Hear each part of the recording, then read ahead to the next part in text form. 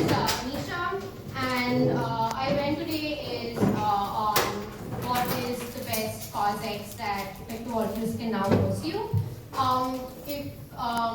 So I will thank Enigma for hosting us. If you need restrooms, they are out of the door and on your left. If you have not yet signed up, I highly encourage you to sign up to receive event alerts.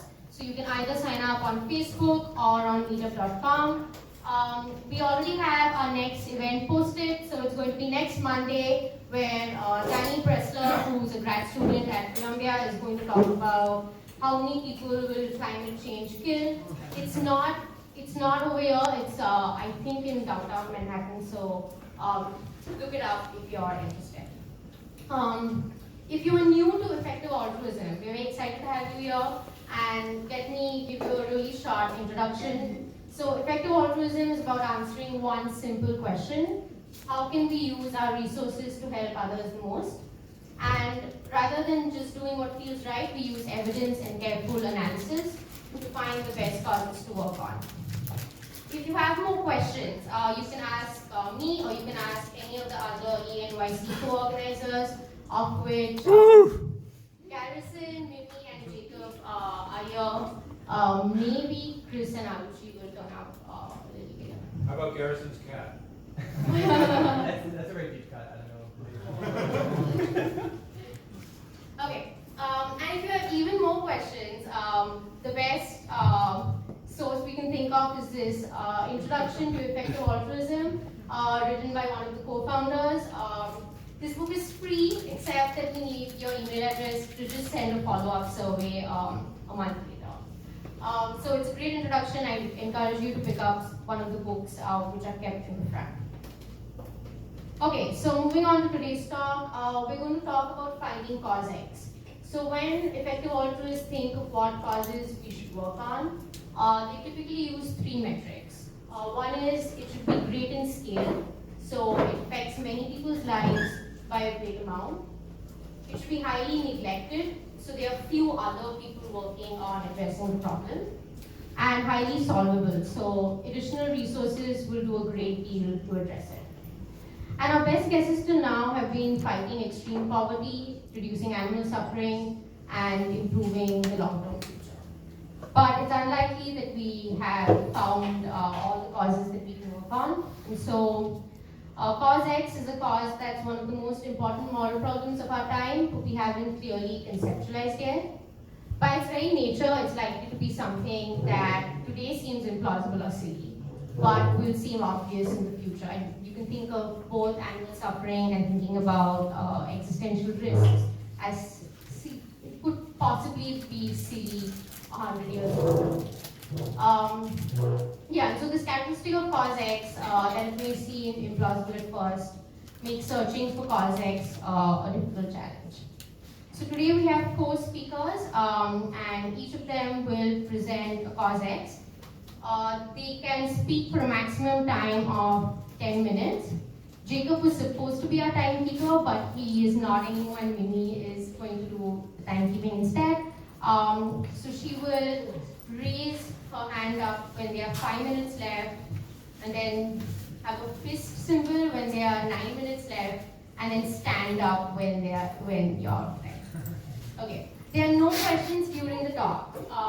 Instead, what we're going to do is, after all 4 talks are over, there will be an unstructured open discussion for 30 minutes. And then you can vote on 2 questions. Which of these 4 causes you think improves the world the most?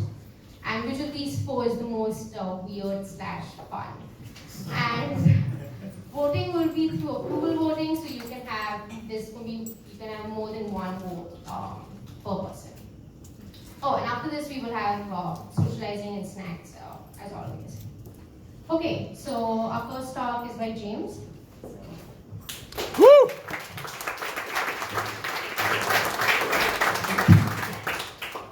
Hi there, I'm James, and I'm here to talk to you about global mental health as a potential candidate for cause X. So first I'm quickly going to go over it in terms of skill, scope, neglectedness, tractability. And then I'm going to look at ways we can look for interventions within global mental health that are a little bit outside of the norm, either by improving on what we have or looking for brand new possibilities. So, in terms of scope of the issue, mental health obviously affects a lot of people. The WHO estimates that around 1 in 4 people are going to have some sort of mental disorder at some point in their life. This graph here, I'm not going to go into the details, but basically the upshot of it is that among people who are the least happy, mental health drives a lot of that unhappiness, right? It's a very good predictor of which people will report the least happiness in their life.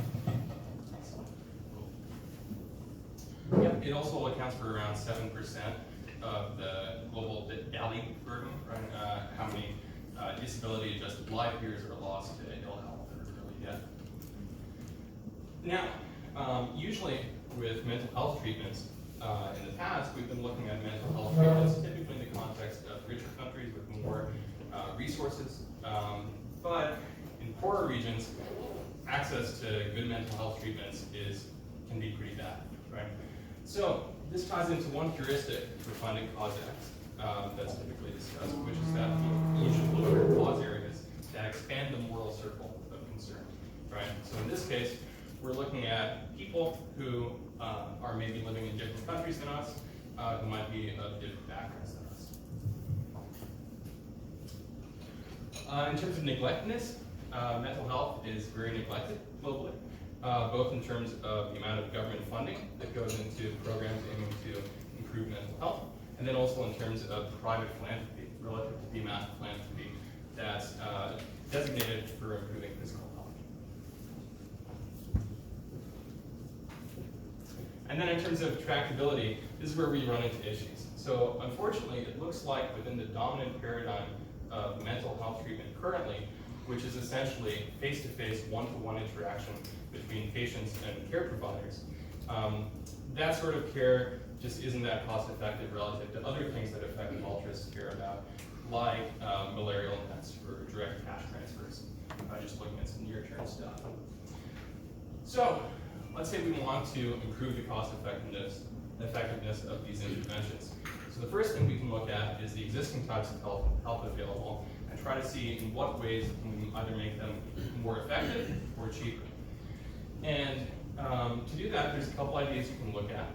We could train more providers to provide care in poorer regions, right, to more people. Now, there's some issues with that. So the first is the lawyer in a soup kitchen objection. Right? If you have providers who could be treating patients in richer regions and making a lot of money off that, and then donating that money to effective charities, they could probably be doing more good through that route than they could be through direct care with patients who wouldn't be able to afford their regular fees.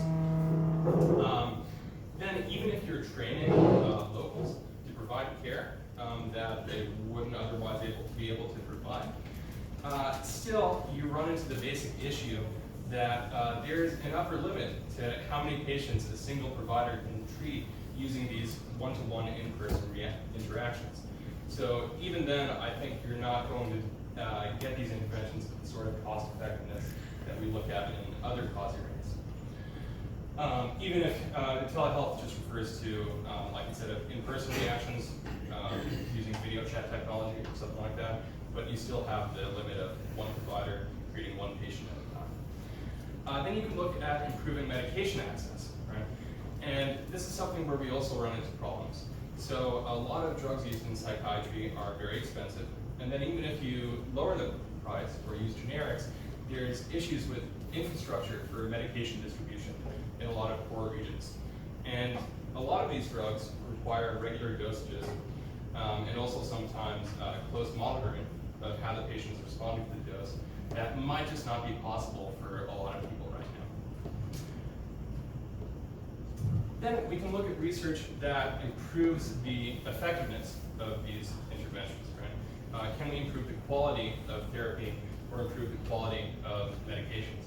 Now, Garrison's going to talk to you later about some ways where we can maybe improve the quality of the medications out there. But I think if we look at where psychiatry was 20, 30 years ago, and where psychiatry is now, and the amount of progress that has been made in what medications and types of therapies use, there's unfortunately like something of an up or down on what sort of expectation we should have for progress over the next few decades. So it looks like this sort of research might not be super tractable, though I'm open to arguments about that. So let's step out of this dominant paradigm and look at other approaches. So one thing I'm excited about is group therapy. The nice thing about group therapy is it removes that one provider, one patient at a time restriction that we looked at earlier. And there actually is one group, Strong Minds, and I found that there might be some more that's using group therapy to improve mental health in impoverished regions. In the case of Strong Minds, I think we focus mostly on women in Uganda. Also, depending on the type of group therapy, you might be able to get away with less training for the providers than if the providers were also prescribing medicine.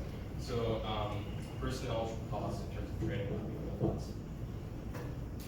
But the paradigm I'm most excited about that's just newly possible is cheap digital interventions. Right? And what I have in mind are these sorts of self-help apps that you might see cropping up on various app stores, right? Essentially self-administered therapies. And here's a number of examples out there. Sanbello, Mindies is interesting. It was started up by some EAs actually, Peter Breitbart and someone else. Fabulous. Also, Wobot has gotten some press attention. It's sort of like the Eliza for the 21st century. Fabulous is an example of lots of apps out there that purport to help you form healthier habits. There's Headspace is one of many meditation and mindfulness apps out there.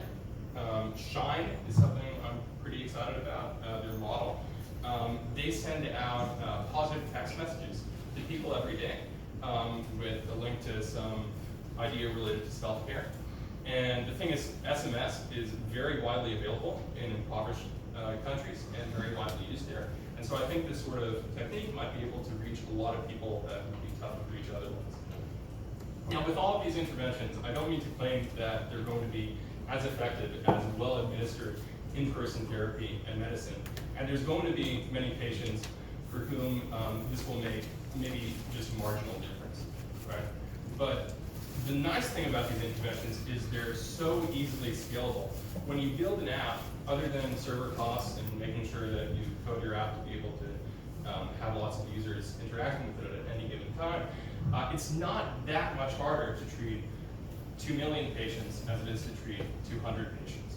Right? So this really blows away that one provider, one patient at a time restriction that we were running into trouble with earlier. Now, this also ties into another heuristic for finding cause X that gets brought up, which is looking at areas of technological advancement which make new things possible either for good or ill. Now, what are some ways in which EAs can act to push these sorts of interventions forward? Well, it looks like there's actually a lot of funding out there. Right? There's a good amount in venture capital, right, that's been dealt with. We could try to make a more specific funding source for digital mental health. It doesn't seem that neglected. We might worry a little bit about this issue, which is that the most popular apps aren't necessarily the most effective apps, right? And also the apps that generate the most money in terms of subscription fees aren't necessarily the most helpful apps. So you might want to try to fund nonprofit apps or create EA-aligned mental health startup like Peter Breitbart and some colleagues have. You can also try to research the effectiveness of different approaches in this space, right, and see what techniques actually improve welfare more than others. And you can try to leverage government funding for promoting these techniques. So thank you so much, and we'll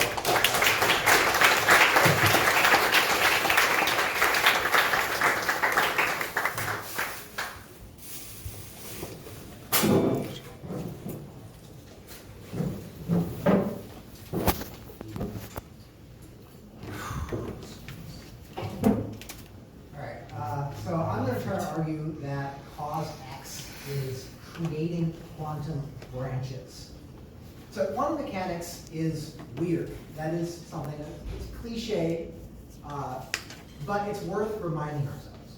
So physicists have some pretty good models for explaining what's happened, or for capturing what happens at the quantum level. They can do experiments, and they can predict with pretty good accuracy what's going to happen as a result of these experiments. But what's actually going on, what their models are modeling, is much more uncertain, much less clear. One of the more popular theories says that the universe is often splitting, it's branching, it's duplicating itself. When there are certain kinds of particle interactions, when a particle could go either one way or the other, what's happening is it's going both ways. The universe is being duplicated. In one of those duplicates, the particle does one thing. In the other of those universes, the particle does the other thing. This is not supposed to be a rare occurrence, according to this view. This is the many worlds interpretation. This happens regularly. It is a common thing. We don't observe it because we are always on one of the branches. So it feels exactly like there is just one continuous universe. If this view is correct, it seems like it has hugely significant moral implications. Every time one of these things happens, one of these interactions occurs, the universe splits in two. Going forward, the amount of good things that happen doubles. The amount of bad things that happens doubles. So every pleasant day spent at the beach becomes two.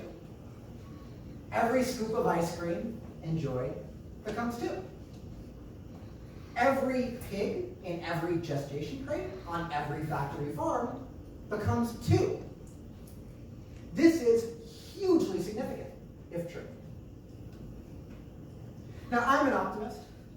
I think that reality is better on balance. It's a good thing that there will be people going forward. So I'm going to assume that this is a good thing. Every time the universe branches, that is a good thing. It's not just a kind of good thing. It is a really good thing. The world becomes twice as good as it was before. So here's my proposal. These kinds of interactions are possible to generate. Insofar as we can, we should try to make as many of them as possible. It's not impractical. If the many worlds interpretation is correct, it is very feasible that we could very easily do this. Not spend a couple $1 million, send a couple thousand physicists to work on the problem, but like everyone here could theoretically do something to split the world to make it twice as good as it was before. And we could build a contraption that does this and push a button, and then you could just sit there pushing that button. And remember, so every time the universe splits, you have a duplicate. So as you're sitting on your branch pushing that button, each of your twins is sitting in their branches, pushing their buttons. So suppose you decide you're going to do it 10,000 times. All of your duplicates are also doing it until you've all done it 10,000 times. The effect of this would be to multiply the value of everything going forward by a factor of 2 to the 10,000th power. That's huge. So that's why I think that is the most effective thing we could possibly do. Now you might have doubts. You might say, the many worlds interpretation is not the most popular or not a dominant interpretation of quantum mechanics. And the people who really like the many worlds interpretation, they wouldn't describe it the way that I did exactly. It's confusing, it's contentious. And I gave you a very simple description of it. I don't think that matters. I think the many worlds interpretation is almost certainly false. But it's not so almost certainly false. It's not certainly false. It's not so clearly false that we can ignore it. So one way of estimating the effectiveness of a charity is to try to think about what the expected value of it is. The expected value is the good that it might do, multiplied by the probability that it does that much good. So if we can save 1 million lives at a 1 in 1,000 chance, it's most likely not going to do anything good. But still, the expected value of it is pretty high. I think that's the case with the intervention that I proposed. Maybe the many worlds interpretation only has a 1 in 10,000 chance of being correct. Maybe it's only got 1 in a million, 1 in a billion. I don't think we can be totally confident that it's false. So I think we should settle somewhere in that range. And then if we do, if we say, okay, there's a 1 in a million or a 1 in a billion chance that the many worlds interpretation, as I described it, is true. And the effects that we could have easily would be to multiply the amount of value in the universe by a factor of 2 to the 10,000th. The expected value of that is tremendous. It's pretty close to 2 to the 9,990th times the amount of value in the actual future.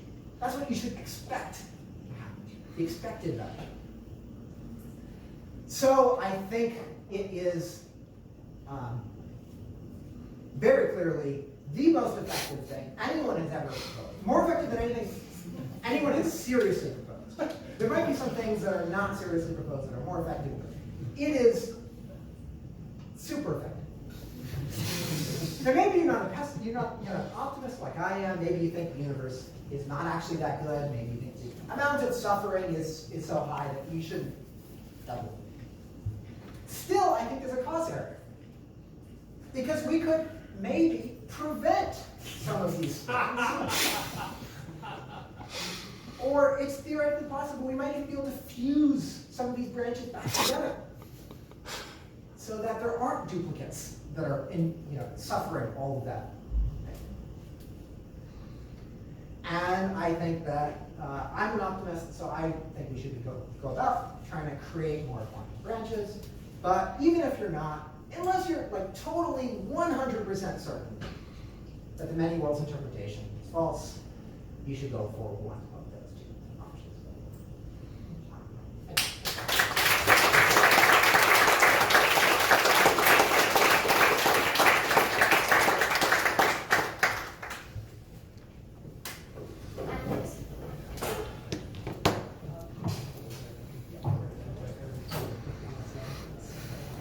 Hi everybody, can you hear me? This is Cause X Appendix A. So I won't actually have Cause X for you guys, unfortunately. But I will have something else which I think is useful in helping us navigate what Cause X ultimately is. So I don't know what Cause X is. But what I'm going to talk about today is Appendix A, and it revolves around this idea that I don't know. Right? That's like a fundamental thing, which is that we might be really sure what Cause X is. We might have a lot of conviction. And I think sometimes in the world you see people who have a lot of conviction over their ideas. And they're very sure about a lot of things. And it's very easy to forget that we don't know a lot of things. So the reason I actually thought about this was, especially given the audience, right? We're effective altruists. We're close to the rationality community, many of us. Raise your hand in the room if you think you're a smart person. Okay? Okay, mostly everybody didn't do it. And it's very easy for us. I think this is normal, right? This is good. But what's pretty obvious is that if I went to anything around the country and I said, hey, does anyone, raise your hand if you think you're a smart person, everybody would raise their hand. Literally everybody, right? So what makes us so different?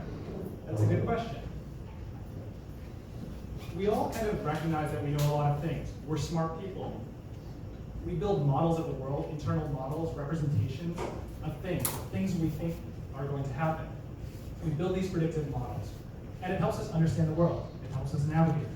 It's a good thing. But the problem with this is sometimes we confuse those representations. We confuse our models of the world with the world itself. We think that our model is right. Our model is rational. Everything is kind of consistent. It makes sense within our model. That's the point of a model, right? It's all consistent. And by that logic, we will always construct in our own heads a rational way of viewing the world, something that's very reasonable. And the problem, again, is that we confuse this representation of the world with the actual world out there. So, obviously, this can be problematic sometimes. One reason this is problematic is a model, by definition, is a simplification of the real world. I think, as we all know, the real world is weird, it's complex, it's inconsistent, it doesn't make sense. Often we hear ideas from other people and it just seems totally wrong, and it's ignorant, right? It's inconsistent. We're always faced with inconsistency. And so what I want to emphasize is that the real world is very complex. And the more we try to subdue the world with reason and rationality, the more we try and say everything must fit in our models, right? Everybody should be, working at a cubicle, or we should get all these pigs and cows and whatever in a factory farm. The more we try and fit the world, all the complexity of the natural world, into our models, the more we might face problems. Because again, the world is not the model. There's something kind of interesting in Greek mythology, which is that the one thing that every single time Greek heroes were punished for was always hubris.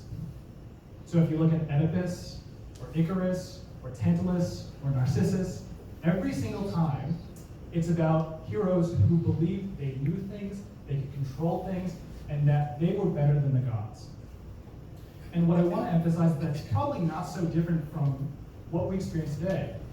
We think we know a lot of things, we try and control a lot of things, but the more we try and subdue and control the world, we suddenly get hit with the complexity of it. We get hit with what are called black swans, things that we couldn't expect, right? The world is actually complex. Surprise, surprise. We get hurricanes and things in climate change that totally came out of left field. And what I want to argue is that's to be expected. The world is complex. And the more we focus on our models and forget that the world is not our models, the more we might believe this delusion that our models are. The second reason why it's dangerous is obviously other people have models too. So we might build a very consistent, reasonable, rational narrative in our heads of what is right. We might think that there is a right way. It's very obvious there's a right way, and conveniently, I happen to know it. And if you're not me, you're probably wrong, and you're ignorant, right? And you're irrational, or you're superstitious, or you don't believe in statistics only. You totally, if you hear anecdotal evidence, you think that's bizarre, right? So we've kind of built this cult around reason, but the problem, of course, is that everyone thinks they're reasonable.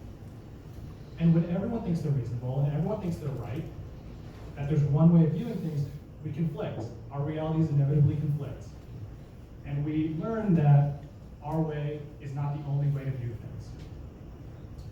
So there is a way out of this.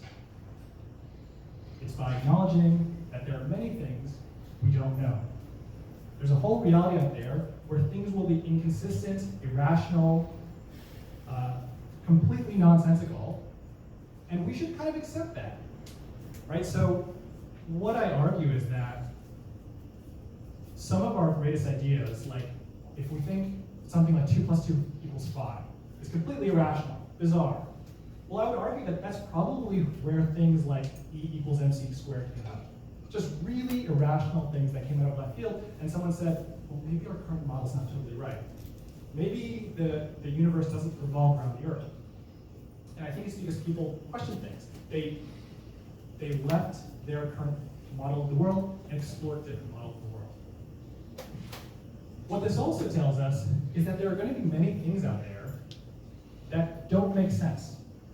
Right? From our point of view, there's going to be a lot of things when people say stuff and they disagree with us, and we really don't like it when people disagree with us. Things don't make sense. But I just want to put asterisks, which is that it's from our point of view. Things necessarily won't always make sense from our point of view. I'd say, what's the probability that like our little umwelt of like knowledge in the world, like our little existence, happens to know everything and super consistent? Super low. It's likely that there's so much complexity in the world that escapes our knowledge, escapes our understanding, and so things from our perspective won't always make sense. And that's okay. That's the main thing, is that when things don't always make sense to us, instead of just kind of stamping it out and saying, that's wrong, get it away from me, we say, oh, well that kind of happens sometimes. Sometimes things don't always make sense from my point of view. That's fine. So, in kind of tying this back, kind of hijack the talk because it's not really about cause X. But what I want to encourage, and I think this is very kind of, it's tempting, which is that we always want to say, cause X is, or something is, and we know it. And what I want to do is kind of qualify that statement, which is that I think cause X is, but I could be wrong. Right? What I would argue is doubt is really the fundamental thing we should be sure. We really know. Uncertainty is really the fundamental thing we know. We know there's a complex world out there, and we won't understand all of it. That's like the one thing we should really know. So, to sum this up, I don't know what cause X is, but I do know that Appendix A, this thing in helping us navigate, to find out, I'm going to finish early, what cause X is epistemic humility. It's this idea that we don't always know everything. We can't always control everything all the time. And that's okay. When things don't make sense, it's okay. And we can kind of appreciate this integrative approach of taking other people's perspectives, understanding it, empathizing with it, because they probably have good reasons for their point of view, and saying, that could make sense, right? We don't just immediately believe that our view, our model of the world is immediately right. We exercise a little bit of humility, and I think the gods, whether the Greek gods or any other gods, or just the thing out there, will appreciate that. We don't try and just control the world, we give it a little bit of its due respect. That's all I got.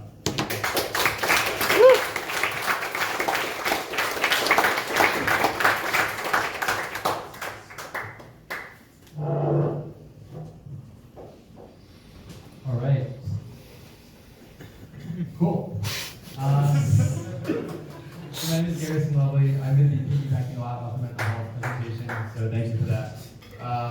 Cool. So I don't know if you can read this, but I'm just going to start with some testimonials. The first is from Roland Griffiths. He's a professor whose research kicked off the Renaissance in psychedelics going on right now. It's unprecedented in psychiatry that a single discrete intervention can produce durable effects. He's talking about psychedelics here. Stanislav Grof, who probably administered the most trips to anybody who's ever lived, said psychedelics, used responsibly and with proper caution, would be for psychiatry what the microscope is for biology and medicine, what the telescope is for astronomy. And then some experts from the FDA and on addiction say such lasting benefits aided by 1 or 2 doses of the medication, particularly in severely ill and debilitated patients, may emerge as one of the most momentous breakthroughs in psychiatry and medication development in decades. And then blogger, podcaster, writer Tim Ferriss said, I have seen lives saved by these compounds not once, not twice, but dozens of times. So what the fuck are psychedelics? Okay, so these are a class of psychoactive compounds that primarily interact with the 5-HT2A subtype of serotonin receptors. They share common traits. The classical ones are LSD, psilocybin, which is magic mushrooms, mescaline from peyote, DMT, ayahuasca is also a psychedelic. The shared traits are they're anti-addictive, there's no known lethal dose, the only physiological effects that people experience on it are dilated pupils. The subjective experience is what's really interesting. At a microdose, a self-perceptual level, through mood, focus, productivity, people take this to go to work. Medium doses, people enter a dreamlike state. There's heightened imagination, time, visual distortions, intensified positive and negative emotional states. Then at a high dose, you can break down the barrier between self and external world and experience ego death, the complete loss of subjective self-identity, and mystical experiences. The primary risk is psychological, the bad trip, but in a survey of 2,000 users who went through a bad trip, they actually reported benefiting from the experience 84% of the time. There's some reporting on triggering schizophrenia and people predisposed, but population level surveys have actually not blown that out. So I'm going to focus on 3 drugs in particular today. Psilocybin, magic mushrooms. This has been used for thousands of years, but it's being used primarily in the psychedelic research that's going on right now. It doesn't act too long. It's very effective at a lot of the same things that LSD is effective for. Ketamine is not a traditional psychedelic, but has similar effects, and it's also very good at treating depression. And MDMA or ecstasy, also not quite a classic psychedelic, but is extremely effective in PTSD and probably other therapeutic paradigms. So some context is important. We have a tendency in this country to criminalize drugs that become associated with minorities and social undesirables. This happened with opium in Chinese people in the turn of the century, cocaine in African Americans in the 19 teens and 20s, marijuana in Mexicans in the 1930s. This lovely man is Harry Anslinger. He was the first head of the Federal Bureau of Narcotics and the founder of International Drug Enforcement. He was also a vicious racist, and he took America's drug prohibition policy worldwide. That's why the entire world pretty much looks like ours when it comes to drugs. Psychedelics were actually introduced with a lot of promise in the 50s and 60s. That's a real life cover when mushrooms were introduced. And 40,000 people were given them in clinical settings, over 1,000 different papers from the 40s to the 60s. They're found to be very, very effective at treating a range of conditions. Granted, these are uncontrolled studies. But there was a turn. The CIA had funded a lot of research on psychedelics. Some of it was not consensual. And they kind of got what they needed and determined that LSD was not going to be the mind control drug that they hoped it would be. They were also perceived as a catalyst for the anti-war left, and they were criminalized in 1970, the Controlled Substances Act. This quote from Nixon's domestic policy advisor just straight up says, "We couldn't make it illegal to be against the war of black, but by getting the public to associate the hippies with marijuana and blacks with heroin, unstated psychedelics with all these other things as well, we're criminalizing both heavily, we could disrupt those communities. Did we know we were lying about the drugs? Of course we did." So, brings us to now. There's been a well of research that's kind of kicked off in the last 15 years. And it's primarily with psilocybin, MDMA, and ketamine-assisted therapy. And these therapies, granted in largely small N studies, are beating our best treatments for depression, that's ketamine and psilocybin, PTSD, with MDMA, tobacco addiction, end-of-life anxiety, and alcohol addiction, all with psilocybin. There's other research in the works on like OCD and a bunch of other conditions. You're healthy, but like would want to experience something more. Is that 5 minutes? Yeah, cool. So the research methodology for psilocybin is typically 1 to 3 sessions in a living room type setting in a college or lab with a male and female team of therapists, high shades of music with prep and follow-up sessions. The key to the positive experiences and the sustained behavioral change is what's known as the mystical experience. So this is actually like well tested and it's reliable, surprisingly. And there's like a questionnaire that people can ask to see what this means for somebody. And it's characterized by an overwhelming sense of unity with the cosmos, transcendence of space and time, ineffability, and what William James calls the noetic quality, the deep feeling that what is learned during the experience is capital T true. And yeah, this is what was really helpful for people who experience. Yeah, it's got cut off a little bit. It just says this is a catalyst for successful therapeutic outcomes. Here's some quotes about the mystical experience.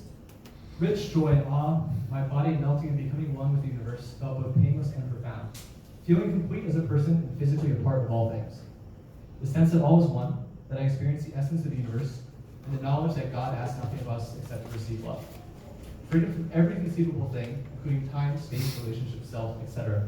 It was as if the embodied me experienced ultimate transcendence even from myself. So pretty powerful stuff. It's not something you'd want to experience all the time probably, but if you're trying to change something about your life, it could be very, very effective.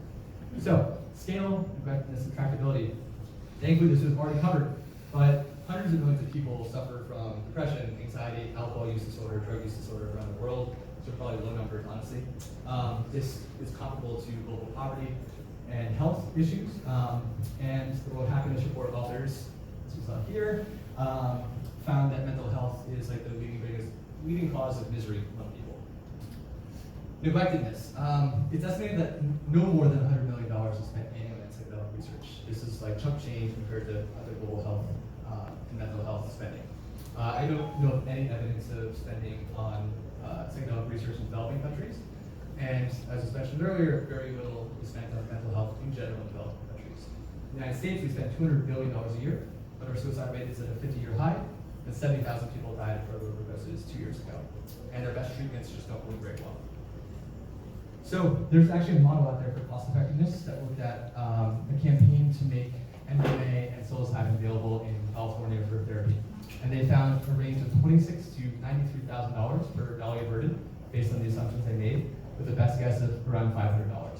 This only assumes benefits to people suffering from those conditions and no larger societal knock-on effects, positive or negative. I agree with the authors that these could actually be much greater than the effects for the individual suffering. I did my own model with MAPS and the $27 million they've spent to take MDMA through the FDA approval process. It actually came out to $8,200 to $2,800 per dollar averted, with a best guess at $291. This was looking at just PTSD in the United States. Other countries use the FDA process, and if that goes through, it would actually help people around the world. Tractability. MDMA is in phase 3 clinical trials, could be approved as early as 2021. Psilocybin is approved as a breakthrough therapy by the FDA, and is research being done in the United States and across Europe. Acid carries more social baggage, so it's less likely to be seen anytime soon. Denver was the first place in the United States to decriminalize mushrooms. Other cities and states are considering the same thing. And research is being carried out at top universities around the world. Imperial College London just opened a research center for this specifically. And it's received philanthropic support from very wealthy people from across the political spectrum. Public polling isn't promising, but so as we see psychedelics on the left, most people oppose legalizing them or decriminalizing them. Marijuana is the only one that people support decriminalizing. But you ask carefully, these are basically questions around supporting medical research with legal drugs, and people would try them themselves. And overwhelming majorities say they would support it when they're told that it's safe and effective, which it is. These are just a list of organizations that are working on this. I'll show you slides afterwards. Other benefits I've already touched on: decreased social cost of addiction, increased productivity and creativity, scientific research. Acid helped us discover neurotransmitters because it was so effective at such small doses. We now know what serotonin does. It was a lot more. It inspired Pine, the Bitcoin millionaire, to give away $56 million. It can increase nature relatedness among people who take it. A friend of mine actually just told me this weekend about going vegan because of the psychedelic trip. So it's some cross-cause. And yeah, in general, like, we just don't want to encourage people for doing something where they're exploring their own mind. If you'd like to learn more about this, here's some links. I wrote an article called Make America Trip Again at currentaffairs.org. 9,000 words on economics, capitalism, politics, and history of psychedelics. So, thank you. Woo!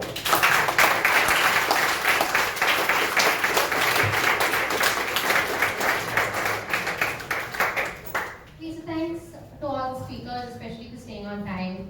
Have another round of applause.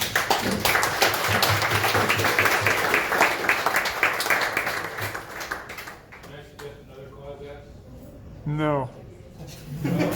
Not right now. Not right now. Carry on, Anisha. Sorry, he's saying we're not supposed to have questions now. So we're now going to have like an open discussion. So feel free to talk to the speakers, talk among yourselves, and talk about what you think best projects should be. And then you can go to this link and vote for that. We will tally the votes after 20 minutes. And I will say when there are 5 minutes left to vote.